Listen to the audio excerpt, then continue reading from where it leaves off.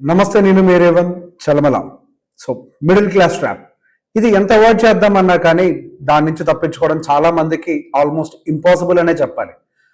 ఇంకా కరెక్ట్గా చెప్పాలి అని అంటే అది ఇంపాసిబుల్ అనడం కంటే కూడా మనకి తప్పించుకోవాలన్న ఇంట్రెస్ట్ ఉన్న చుట్టుపక్కల ఉన్నటువంటి రకరకాల సిచ్యువేషన్స్ వల్ల మనకు నేర్చుకోవడానికి కావాల్సినటువంటి నాలెడ్జ్ లేక మనం ఈ మిడిల్ క్లాస్ ట్రాప్లో ఇరుక్కుంటూనే ఉంటాం.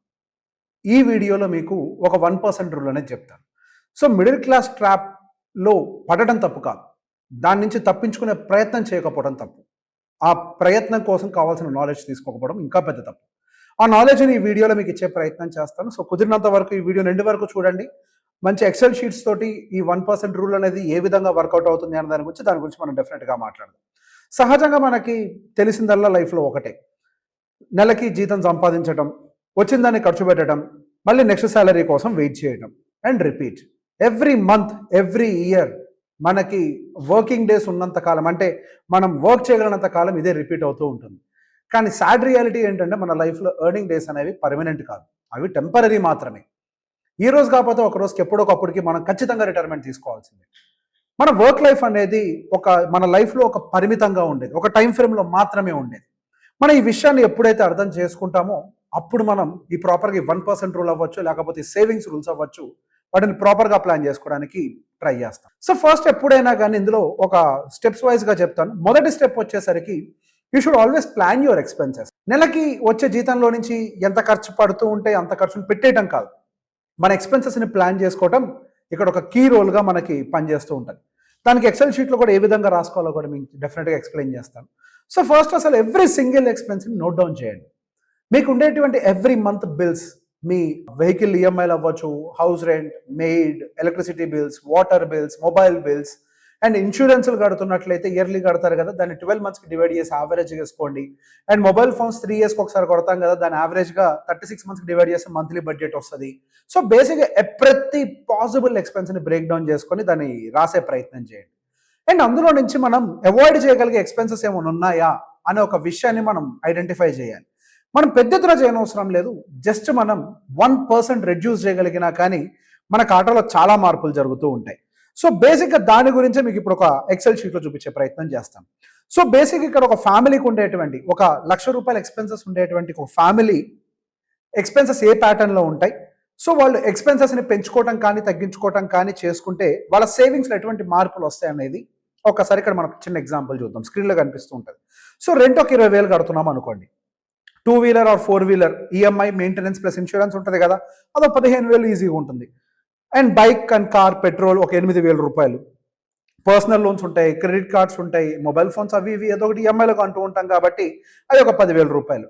లోకల్ ట్రావెల్ అంటే మనం ఇళ్ళకి వెళ్ళొచ్చేవి చిన్న చితకా ఉంటాయి కదా, మనం రెగ్యులర్గా వెళ్ళొచ్చేవి, అది ఒక ₹1,000. ఫుడ్ ఇట్లాంటివన్నీ ఒక 4,000. So groceries 15,000. సో ఇట్లా రాసుకోండి. ఇప్పుడు ఇక్కడ నేను రాసిన విధంగా ప్రతి ఒక్క ఎక్స్పెన్స్ని రాసుకునే ప్రయత్నం చేయండి. సో ఈ ఎక్స్పెన్సెస్ అన్నీ మీరు రాసుకున్న తర్వాత సో బేసిక్ ఇక్కడ మీరు వాటిని సేమ్ మెయింటైన్ చేయాలనుకుంటున్నారా ఎక్స్పెన్సెస్ని, లేదు మీరు దాన్ని ఇంక్రీజ్ చేయాలనుకుంటున్నారా, లేదా ఎక్స్పెన్స్ని డిక్రీజ్ చేయాలనుకుంటున్నారా. సో బేసిక్ ఇక్కడ దాన్ని మీరు మార్క్ చేసి పెట్టుకోండి. ఒకవేళ మీరు సేమ్ మెయింటైన్ చేయాలి అని అనుకుంటే గనక so it will remain same. So ఇక్కడ మీకు టోటల్ కేటగిరీస్లో ఇక్కడ కనిపిస్తుంటుంది చార్ట్లో. ఒకవేళ సేమ్ పెట్టినట్లయితే ఎక్స్పెన్సెస్ సేమ్ ఉంటాయి. ఒకవేళ మీరు కనుక డిక్రీజ్ చేయాలి అని అనుకుంటే కనుక your expenses will come down by, మీ ఎక్సెల్ షీట్లో పక్కన ఫార్ములాస్ వేసుకోండి. 1% వరకు మీ ఎక్స్పెన్సెస్ కిందకు వస్తాయి అంత, 5% మీ ఎక్స్పెన్స్ కిందకు వస్తాయి అంత, 10% కిందకు వస్తాయి అంత. సో ప్రతి ఒక్క ఐటమ్ని ప్రతి ఒక్క కాలంలో మెన్షన్ చేసుకోండి. హౌస్ రెంట్ యూజువల్లీ మనం తగ్గించగలుగుతామా, తగ్గించలేము. కార్ ఈఎంఐని తగ్గించగలుగుతామా, మేబీ మనం మెయింటెనెన్స్ని కొద్దిగా జాగ్రత్తగా చేయగలిగితే 1%, 5%, 10% మనం సేవ్ చేయగలుగుతాము. అండ్ బైక్ అండ్ పెట్రోల్ కూడా మనం 1, 2, 3, 4, 5% వరకు మనం మేనేజ్ చేయగలుగుతాము. Personal loans, credit card expenses, personal loans manage చేయలేము కానీ డెఫినెట్గా క్రెడిట్ కార్డ్ సంబంధించినటువంటి అదర్ ఎక్స్పెన్సెస్ అయితే మాత్రం 1 to 5% వరకు మనం కంట్రోల్ చేయగలుగుతాం. Local travel, food, electronic gadgets, local domestic trips అంటే మీరు ఇండియాలో బయట తిరిగేవి అవి ఉండొచ్చు, ట్రిప్స్ అయి ఉండొచ్చు. సో బేసిక్ ఇవన్నీ కూడా యావరేజ్గా మీరు పెంచగలుగుతారా, తగ్గించాల్సిన అవసరం ఉందా, సో ఎక్కడెక్కడ తగ్గగలుగుతారా అనేది రాసుకొని పెట్టుకోండి. సో బేసిక్గా ఇక్కడ చిన్న ఎక్స్పెరిమెంట్ చేసాం. ఇక్కడ 1% కనుక మనం ఎక్స్పెన్సెస్ని తగ్గించుకుంటూ వస్తే మనకి ఎంత సేవ్ అవుతుంది మంత్లీ, 5% తగ్గించుకుంటూ వస్తే ఎంత సేవ్ అవుతుంది, 10% ఎక్స్పెన్సెస్ తగ్గించుకుంటూ వస్తే ఎంత సేవ్ అవుతుంది. సో 10% ఎక్స్పెన్సెస్ని మొత్తాన్ని తగ్గించాలంటే ప్రాక్టికల్లీ కొంచెం డిఫికల్ట్ అనిపిస్తుంది. ఎందుకనంటే బేసిక్గా మనకి గ్రాసరీస్ ఇవన్నీ 15,000 రూపాయలు, దాంట్లో 13,000 తీసుకురావాలంటే తినే ఫుడ్ దగ్గర we can't compromise. Personal grooming, wifi, mobile recharges, ఇట్లాంటివన్నీ కూడా మనం మరి 10% వరకు మనం డివియేట్ చేయలేం. But 1 to 5% is highly possible. So బేసిక్గా మనము దీంతో పాటుగా ఒక చిన్న ఎస్ఐపి క్యాలిక్యులేషన్ కూడా మనం ట్రై చేద్దాం. ఫర్ ఎగ్జాంపుల్, ఇప్పుడు మీ వయసు ఏదో ఒక 30 సంవత్సరాల వయసు ఉంది అనుకోండి. ఇక్కడ ఏమవుతుంది, మనకి ఫస్ట్ అప్రాక్సిమేట్గా మనము 1% ఎక్స్పెన్సెస్ని తగ్గించాం కదా. So if you can see here, ఇక్కడ మీరు ఒక 1% ఎక్స్పెన్స్ని తగ్గించారు. ఇక్కడ 1% ఎక్స్పెన్స్ని తగ్గిస్తే మీరు రెంట్ని తగ్గించలేరు కాబట్టి రెంట్ని సేమ్ మెయింటైన్ చేస్తే 99,200కి వచ్చింది. ఓకే, లెట్స్ కన్సిడర్ మీరు రెంట్ కూడా డిక్రీజ్లోకి పెట్టారు, చూసుకొని కొంచెం కంఫర్టబుల్ హౌస్లో. సో 1% తగ్గితే మీ ఎక్స్పెన్సెస్ 1 lakhలో అప్రాక్సిమేట్గా మీకు మంత్లీ 1,000 సేవ్ అవుతుంది. సో బేస్ కేస్ సినారియోలో 12% రిటర్న్ వేసుకున్నా మీరు 30 years పాటు ఆ 1,000 రూపాయలు మీరు నార్మల్గా 1% ఎక్స్పెన్సెస్ తగ్గించుకొని జాగ్రత్తగా చేసినా మీకు 30 సంవత్సరాల్లో అది అప్రాక్సిమేట్గా 30 లక్షలుగా మారుతుంది. సో ఇక్కడ బేసిక్గా మనం ఇన్వెస్ట్ చేసిన 3,60,000 నెలకు 1,000 రూపాయలు సేవ్ చేయడం వల్ల. కానీ 30 సంవత్సరాల్లో మనకి 30 లక్షలుగా మారింది. అదే కనుక మనం కొంచెం కష్టపడి ఒక 5% వరకు కనుక ఎక్స్పెన్సెస్ని మేనేజ్ చేయగలిగితే మనకి 30 yearsలో 5,000 రూపీస్ 12% ఎస్ఐపితో మనం 12% సిఏజిఆర్తో కంటిన్యూ చేస్తే 30 years వరకు 1,56 lakhs వరకు కూడా మన కార్పస్ అనేది గ్రో అవుతుంది. ఇక్కడ కూడా మనం ఇన్వెస్ట్ చేసింది కేవలం 18 లక్షలే. బేసిక్గా ఇక్కడ మనము చిన్న చిన్న అడ్జస్ట్మెంట్స్, మనం ఏం పెద్ద ఎత్తున కాంప్రమైజ్ అవ్వని అవసరం లేదు. ఈవెన్ 1,000 రూపీస్ మనం మంత్లీ బిల్స్ తగ్గించుకోగలిగిన, 1,500 తగ్గించుకోగలిగిన, 5,000 తగ్గించుకోగలిగిన, 1,00,000 రూపాయలు ఖర్చు పెట్టే వాళ్ళకి నెలకి 5,000 రూపాయలు సేవ్ చేయడం పెద్ద విషయం కాదు. 50,000 నెలకు ఖర్చు పెట్టే వాళ్ళకి 2,500 సేవ్ చేయడం పెద్ద విషయం కాదు. అవి చాలా చిన్న చిన్న అమౌంట్సే. చిన్న చిన్న అడ్జస్ట్మెంట్స్ చేసుకోగలిగితే మన లైఫ్ని కాంప్రమైజ్ అవ్వమని నేను చెప్పట్లేదు. సో ఎక్కడైతే బడ్జెట్స్ మనం తెలియకుండా రూల్ చేస్తున్నామో, అంటే ఎక్కడెక్కడైతే పెంచుతున్నామో అక్కడక్కడ మనం ఐడెంటిఫై చేసుకొని రీవర్కౌట్ చేసుకొని ఒక 1% to 5% తగ్గించినా కానీ మన దగ్గర కావాల్సినంత కార్పస్ అనేది ప్రిపేర్ చేసుకొని పెట్టుకోవడానికి మనకు ఒక మంచి అవకాశం ఉంటుంది. అండ్ దానికంటే ముందు మీరు అసలు ఎస్ఐపి స్టార్ట్ చేసే కంటే ముందు స్టార్ట్ చేయాల్సింది ఒక సేఫ్టీ నెట్. సహజంగా మనకి ఎర్లీ ఏజెస్లో ఉన్నప్పుడు ఏమవుతుంది, మనం ఏదైనా రిస్క్ చేసినా, జాబ్లో కొంచెం అటు ఇటుగా ఉన్నా కానీ మనకి సేఫ్టీ నెట్ కింద మన పేరెంట్స్ ఉంటారు. సో ఏదైనా ప్రాబ్లం వచ్చినా కానీ డబ్బుల పాయింట్ ఆఫ్ వ్యూలో కానీ వాళ్ళు మనం హెల్ప్ చేయడానికి వాళ్ళు రెడీగా ఉంటారు. కానీ ఒక్కసారి మనం ఇండిపెండెంట్ అయ్యి ఫ్యామిలీని ఏర్పాటు చేసుకున్న తర్వాత మన సేఫ్టీ నెట్ని మనం ఏర్పాటు చేసుకోవాలి. ఇట్లా మీరు కనుక ఒక సేఫ్టీ నెట్ని ఏర్పాటు చేసుకోకుండా, ఒక 6 నెలలకు సరిపడా సేఫ్టీ నెట్ని కూడా ఏర్పాటు చేసుకోకుండా కనుక ఇన్వెస్ట్ చేసినట్లయితే మీకు వచ్చేటువంటి ఇన్వెస్ట్మెంట్స్ అన్నీ ఎక్కడో ఒక చోట అన్నెసరిగా ఖర్చు అయిపోతాయి. ఫర్ ఎగ్జాంపుల్, ఏదైనా హెల్త్ ఇష్యూ వచ్చింది అనుకోండి, ఏం చేస్తారు, డబ్బులు తీసుకొని అక్కడ పడేస్తారు, అంతే కదా, అక్కడ ఖర్చు పెట్టాల్సిందే. సేవ్ చేయడంలో పాయింట్ ఏముంది? సో సేఫ్టీ నెట్ని కొంత క్రియేట్ చేయండి. అన్నెసరిగా ఏమవుతుంది, మనం కనుక సేఫ్టీ నెట్ని క్రియేట్ చేయకపోతే దానివల్ల అప్పులు చేసి మళ్ళీ అప్పులకు వడ్డీలు కట్టి మనం ఈ ప్రీషియస్ ఎర్నింగ్స్ ఏజ్ని మొత్తాన్ని కూడా అప్పులు వడ్డీలతోటే మనం గడిపేయాల్సి ఉంటుంది. సో అది కాకుండా ఉండాలి అని అంటే ఒక సేఫ్టీ నెట్ ఒక 6 monthsకి ఏర్పాటు చేసుకోండి. అండ్ దాంతోపాటుగా కొన్ని హెల్త్ ఇన్సూరెన్స్లు, టర్మ్ ఇన్సూరెన్స్లు ఇవన్నీ కూడా పెట్టుకోండి. Health insurance is not for you. Health insurance is the protection for the money that you have already saved. ఎందుకు దానికి ఎందుకు ప్రొటెక్షన్ అవుద్ది? బేసిక్గా ఏదైనా హెల్త్ ఇష్యూ వస్తే మీరు ఆ డబ్బుల్ని ఇంకా తీసి ఖర్చు పెట్టేది. మరి ఆ డబ్బులు ఖర్చు కాకుండా ఉండాలి అని అంటే మీరు డబ్బుల్ని ఆ హెల్త్ ఇన్సూరెన్స్ రూపంలో ఎక్కడో చోట ఇన్వెస్ట్ చేసుకోండి. It's an investment, it's not an expense. So health ఇన్సూరెన్స్లో వాటిల్లో పెట్టుకోండి. హెల్త్ ఇన్సూరెన్స్ అంటే ఏదో 5 లక్షలు 10 లక్షలు కాకుండా మనకి మాక్సిమం ఇప్పుడు అన్లిమిటెడ్ ప్లాన్స్ వస్తున్నాయి మార్కెట్లో. అండ్ మన దాంట్లో కూడా మనం అన్లిమిటెడ్ ప్లాన్కి సంబంధించి ఇన్సూరెన్స్ ఏముంది అనేది ఒక వీడియో కూడా చేసాం, దాన్ని కూడా చూడండి. సో బేసిక్ అన్లిమిటెడ్ ప్లాన్, కొంచెం ఖర్చు ఎక్కువైనా జీవితంలో బార్గెన్ చేయకూడని పొజిషన్ ఏదైనా ఉంది అని అంటే అది హెల్త్ ఇన్సూరెన్స్ రిలేటెడ్. అండ్ తర్వాత వచ్చేసరికి కుదిరినంత వరకు మీరు క్రౌడ్ని ఫాలో అవడానికి ట్రై చేయకండి.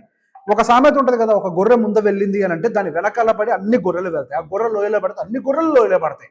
సో బేసిక్ అందరూ ఫాలో అవుతున్నంత మాత్రాన ప్రతి ఒక్క రూల్ కరెక్ట్ రూల్ కాదు.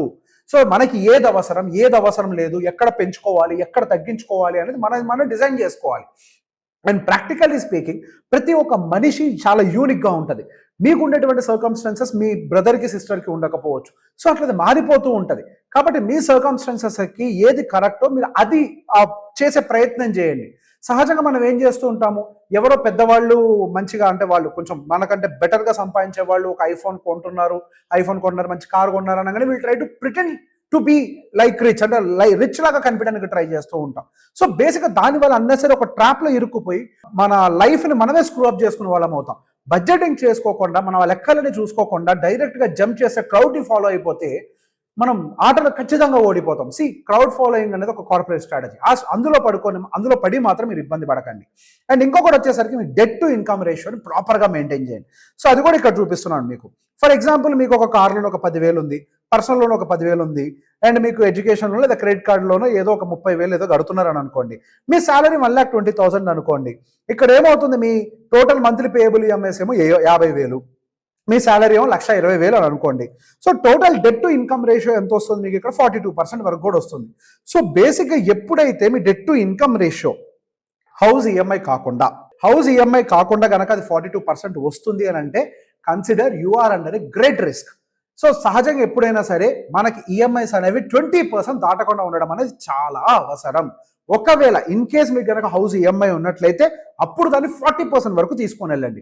ఎందుకు? అక్కడ మనం హౌస్ ఈఎంఐకి పే చేస్తున్నాం కాబట్టి రెంట్ కట్టాం. సో ఆ రెంట్ అమౌంట్ కూడా ఇక్కడ యాడ్ అవుతుంది కాబట్టి ఓవరాల్గా హౌస్ ఈఎంఐకి మాత్రం ఒక 30 to 40% మధ్యలోకి వెళ్ళొచ్చు. కానీ other EMIs, it could be your vehicle loans, personal loans, gold loans, ఇవి ఏవి కూడా 20% దాటకుండా ఉండడానికి ప్రయత్నం చేయండి. 20% దాటింది అంటే consider you are under a great risk.